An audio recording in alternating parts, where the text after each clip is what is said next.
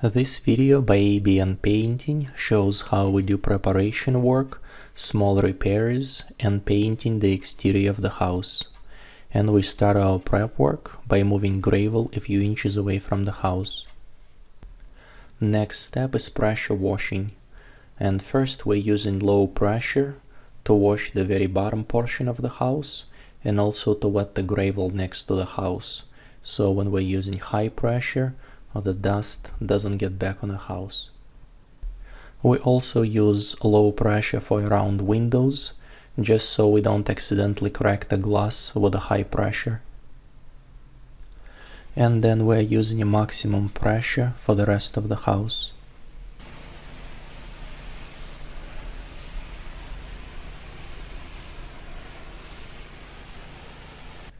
There is quite a bit of paint that is coming off on the fascia of the house, and we're using a putty knife to remove any paint that is peeling.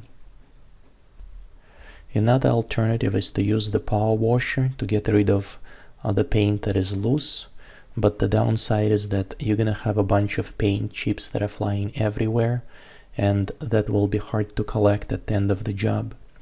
That is why we prefer to do it much slower, but using a putty knife, we can put the tarp below the area that we are working, and the tarp will collect all the paint chips that are falling down. Usually, if there's a lot of paint peeling in the house, we do not bid on jobs like that, but if there's just a little bit of peeling paint here and there, we typically use a putty knife to remove it. After we're finished removing paint that is peeling, we're fixing cracks on the trim fascia. For larger cracks, we're using latex caulk, and we squeeze it out of the tube using caulking gun, and then with the brush we spread it evenly. And then also with the brush we apply elastomeric patch to the rest of the trim fascia, and that will take care of all the hairline cracks. Now we are going to remove and replace weather strips around garage doors, and we are starting by using a drywall knife to cut the caulk that is filling the gap between the weather strip and the stucco. And then we are using a claw bar and a hammer to remove the nails that's holding it. This particular weather strip that we are removing is not in a terrible shape, but the rest of them are. This is an up-close look of how the rest of them look like, all bent and broken and just beyond repair, and this is the reason we are replacing them. It takes a few more minutes to remove the remaining nails holding the weather strip in place, and after we remove the nails we use a screwdriver and a hammer to pull it away from the wall, and with a little bit of effort it comes off fairly easy.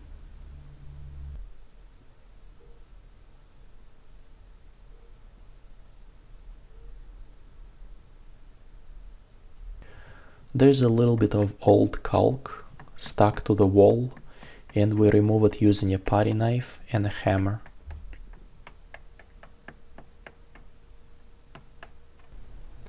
Then we attach new weather strip using nails.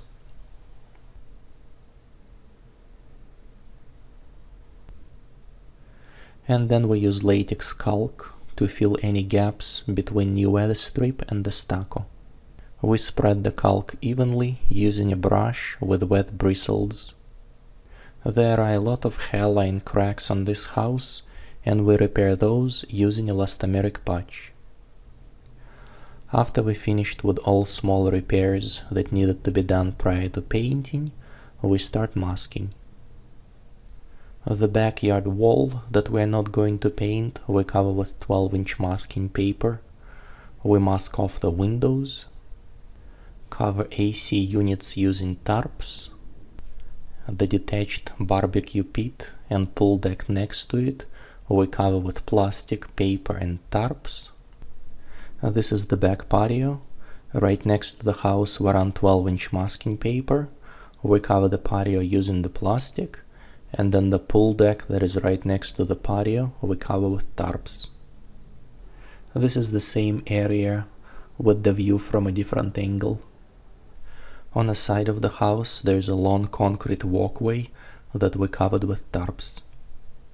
On the front of the house, just like on the back, we run 12-inch masking paper right next to the house and then cover area around using tarps. There are a couple of plants that are right next to the house, and we covered those with tarps as well. Now we are done with preparation work and the house is ready for painting. This house is chalky. Chalk is a powdery residual that is left on your fingers if you rub it against the surface. The chalk will not go away with pressure washing, and you have to seal the surface prior to painting. It usually happens when the paint job is overdue and the paint is starting to break down. We are using a Sealcrete sealer. It's a clear coating that seals any chalk and allows for the paint to adhere properly. The easiest way to apply it is to use a paint sprayer, but you can also apply it with a paintbrush or a roller. On most of the jobs that we've done, one coat of sealer is enough to get rid of the chalk, but if the chalking is excessive, more than one coat of sealer may be required. After we're done using the sealer to get rid of the chalk, we're using the primer to prime new weather strips that we installed. And different primers can be used for this purpose. For this specific project, we're using the one that's called Bull's Eye. After we're done with priming and sealing, we apply the first coat of paint. On this house, we are going to spray the trim fascia because it's going to be the same color as the body of the house, but typically when the color is different, we are using a mini roller and a brush to paint the trim fascia. The only part of this house that we're going to paint by hand is the metal drip edge next to the roof tile. We could also cover the roof tile with masking paper and then spray paint the metal part as well, but painting it by hand using a brush would be a lot easier. After we applied the first coat of paint, we give it some time to dry and then apply the second coat. The dry time will depend on the temperature. In the summer it can be as short as 30 minutes, and in winter it can be as long as a few hours. Usually when the surface that we painted is dry to touch, it's ready for the second coat.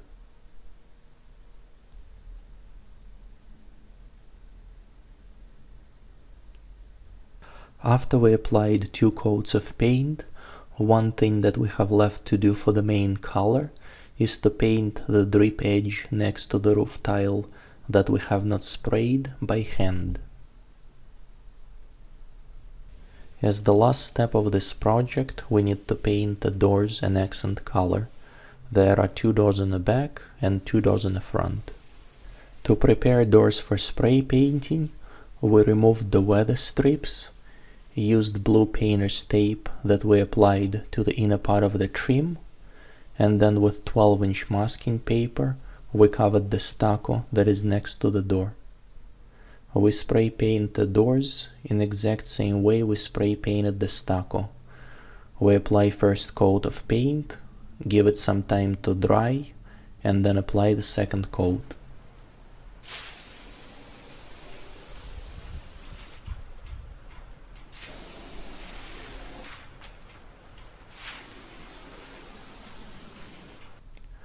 After we finished with spray painting, we do touch-ups and cleanup.